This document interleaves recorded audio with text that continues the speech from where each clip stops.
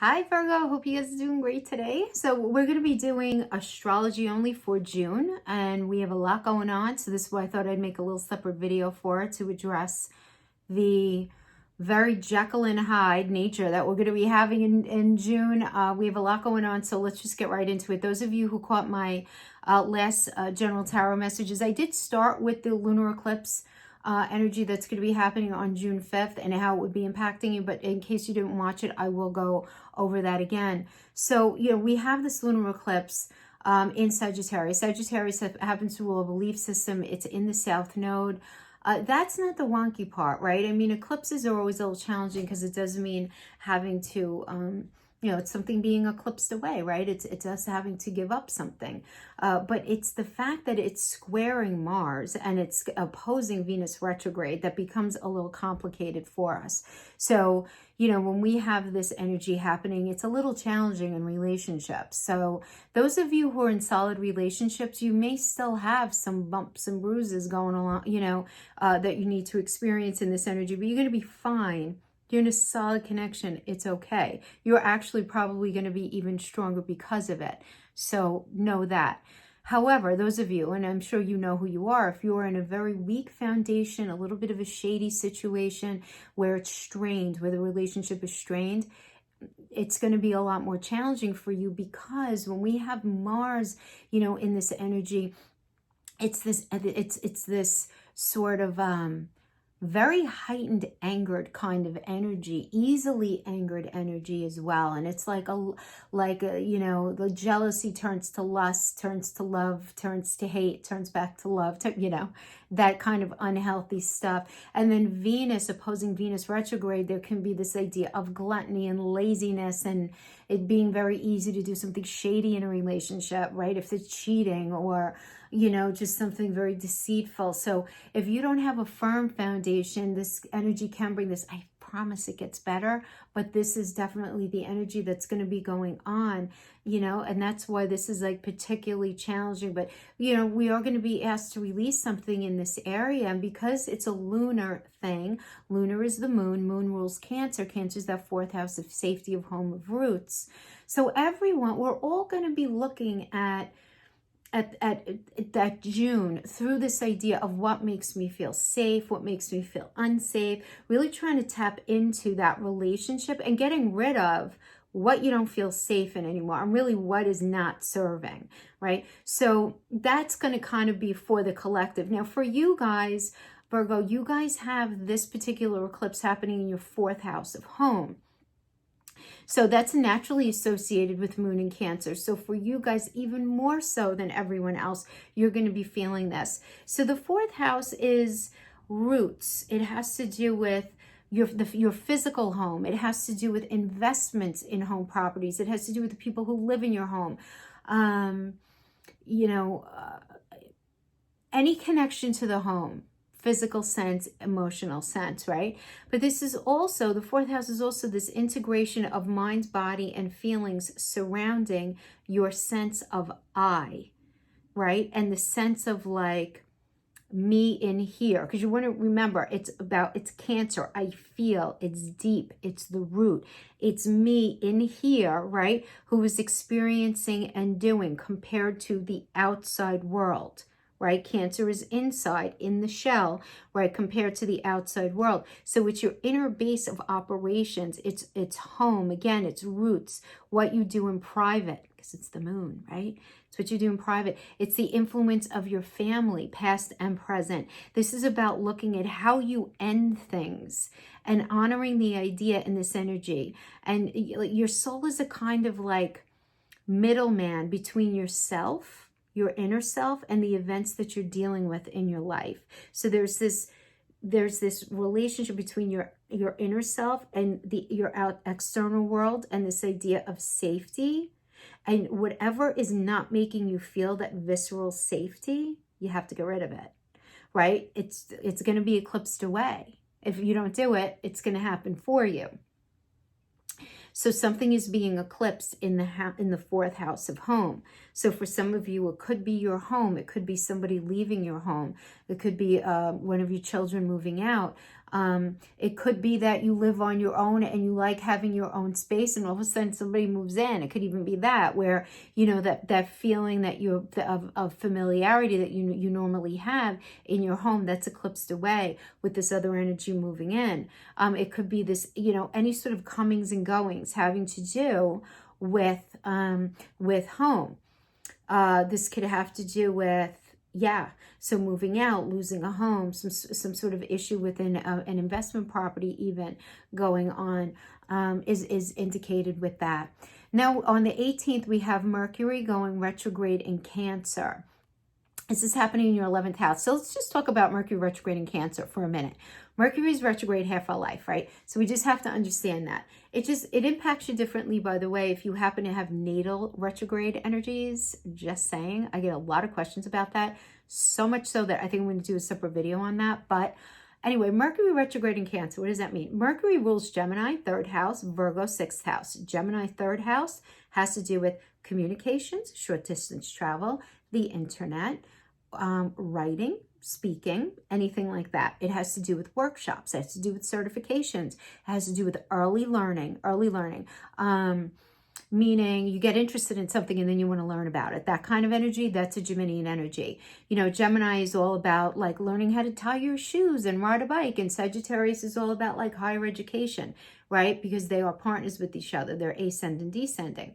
So it's just important to understand that has to do with the 3rd house. And then the 6th house is Virgo energy, also ruled by Mercury. That has to do with health. That has to do with our day-to-day work environment and our life in the day-to-day, okay? So we have Mercury there. So guess what? We're going to be asked to revisit, revise, release, you know, reinvigorate, something in the area having to do with how we communicate, having to do with our health, our day-to-day work environment, and what we do in the day-to-day. But we're going to be doing this through the lens of Cancer, okay? Through a lens of safety, through a lens of how is this going to impact my roots? How, you know, so that's the lens through which we're going to be looking at these things through. So we have this for you. We have this going on in your 11th house. So your 11th house is friendships. It's groups that you associate with yourself with. But on a more spiritual level, this energy of this house brings on the urge to become something greater than what you already are right now, to move beyond the image of yourself that exists right now. So you're really going to be revisiting these ideas on how to make this happen for yourself. You're going to be rethinking your current friends and groups that you're associated with, as well as your larger goals and objectives and hopes and wishes for where you see your life going. And this energy pushes you to pay particular attention to very serendipitous things that are going to be happening in your life right now. A lot of sort of very fated things are going to be happening in your life. And as you're going along your life on the day-to-day, moving forward on your path, you have to look for these nuggets. These are going to be like little nuggets of truth telling you where you need to go next. For some of you, it's going to be, where do you need to return to? Some of you might be in that space, right? I mean, that's really what that 11th house energy is.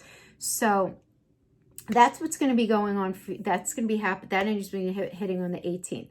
3 days later, though, which is so interesting about June to me, is that on the 21st, we have the solar eclipse in Gemini that's happening in that 11th house, that same house. So we have the lunar eclipse taking something away. That's happening in your house of home. Okay, fine. Then we have the retrograde. There's got to be a release, a renew, some sort of revisiting of something, right, in that 11th house. But then we have a gift coming in from the North Node in Gemini, having to do with everything that I just talked about, right? So it has to do with friends. It has to do with how you distinguish yourself. It has to do with really getting in touch with, you know, these ideas that push you forward, these epiphanies. Oh, and this is why I really like this.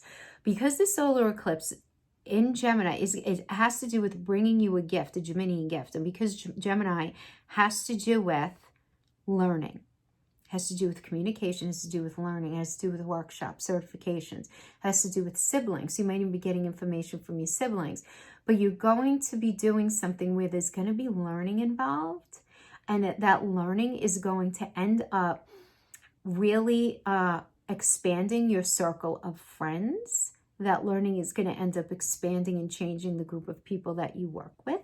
It's going to end up impacting your career.